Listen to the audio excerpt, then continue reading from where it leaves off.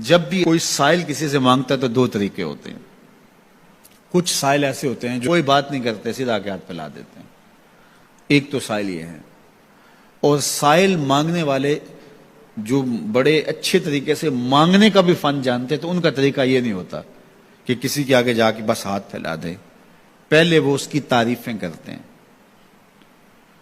پھر جو ہے وہ اس کی رحم دلی کا ذکر کرتے ہیں، پھر اس کے مال و اسباب جو اس کو دیے گئے ہیں ان کے قصیدے پڑھتے ہیں، پھر اپنی وفاداری کا اظہار کرتے ہیں، پھر جھولی پھیلاتے ہیں.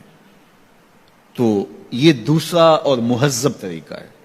ایک تو مانگنے والا اپنی ضرورت کو یوں ہی کسی کے سامنے رکھ دے، اور ایک یہ ہے کہ مانگنے والا اپنی ضرورت کو رکھنے سے قبل جس سے مانگ رہا ہے پہلے اس کی تعریف کرے. اب بندے اللہ سے ہدایت مانگنے کے لیے کھڑے ہوئے، پہلے تو وضو کیا، صاف ستھرے ہوئے، کانوں پہ ہاتھ لگائے، اس کے بعد ہاتھ باندھ کے ادب سے کھڑے ہو گئے، اور اب مانگنے لگے تو کیا بولے؟ الحمدللہ رب العالمین.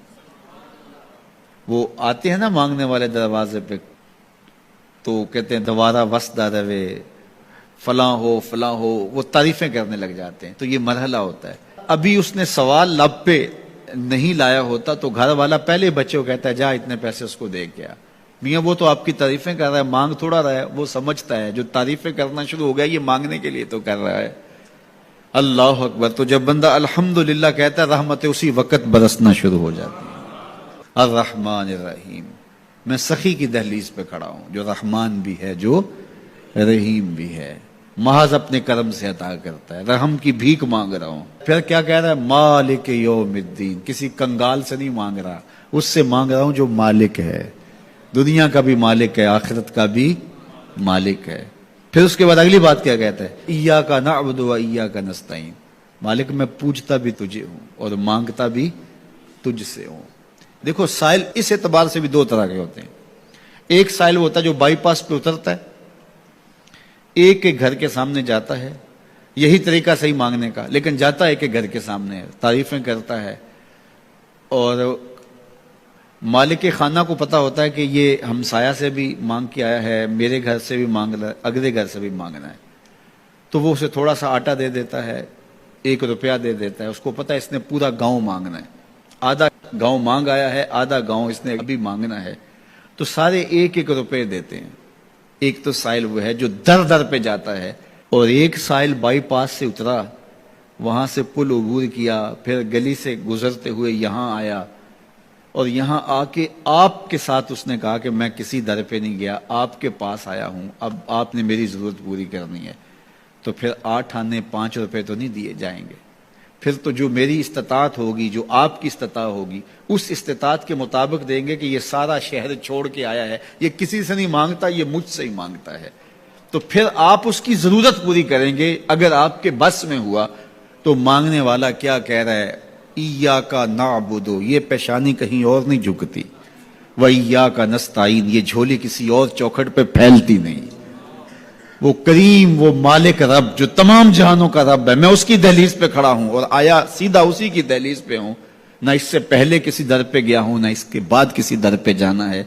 تو پھر مالک بھی کرم نوازیاں اور رحمتیں اس کی جھولی میں ڈال دیتا ہے. اب اتنی لمبی تمہید باندھنے کے باوجود مانگا کیا؟ ذرا غور کیجئے. یہ وہ ہے جو ہم ہر روز ہر نماز کی ہر رکعت میں مانگتے ہیں. اور مانگنے کا طریقہ کتنا خوبصورت ہے، اور مانگنے والے یوں ہی مانگا کرتے ہیں. پہلے جس سے مانگنا اس کی تعریفیں کرتے ہیں. آپ نے مانگنے والوں کو دیکھا ہو جو سلیقے سے مانگتے ہیں، تیرے بچے وسدے رہیں، تیری جد آباد رہے، تیرا خاندان آباد رہے. وہ مانگتے ہیں اس طرح، پہلے تعریفیں کرتے ہیں، پھر کہتے ہیں تیری فیکٹریاں چلتی رہیں، تیرے جو ہے تیری جائیداد بڑھتی رہے. تو وہ اس کے خزانوں کا ذکر کرتے ہیں، اور پھر کہتے ہیں کہ یہ فقیر نہ مانا تیری چوکھٹ پہ آیا ہے، اس کی ضرورتیں تو پوری کر دے. اب بندہ بھی اللہ کے حضور جب حاضر ہوتا ہے تو مانگنے کا سلیقہ کیا ہے؟ سب سے پہلے کہتا ہے الحمدللہ رب العالمین. میں کسی کنگال کی چوکھٹ پہ نہیں آیا، تمام جہانوں کے پالن ہار کی چوکھٹ پہ آیا ہوں. اسی کی تعریفیں اختیاری بھی غیر اختیاری بھی، واسطے کے ساتھ بھی بلا واسطے کے ساتھ بھی.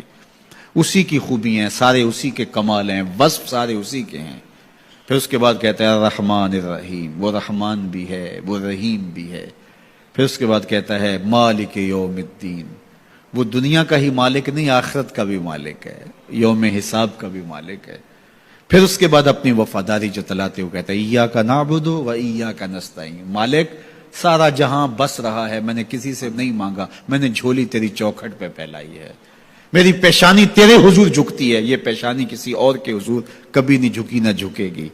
یہ سب عرض کرنے کے بعد پھر مانگتا کیا؟ اہدنا الصراط المستقیم، مالک مجھے سیدھی راہ پہ چلا دے، میں تیرے حضور آیا ہوں، مجھے ہدایت کا نور عطا کر دے۔ انشاءاللہ یہ ہدایت کیا ہے اور ہدایت کی قسمیں کیا ہیں، اور پھر اس دعا کا جواب اللہ کی طرف سے کیا آتا ہے، اور بندے پہ کتنی کرم نوازیاں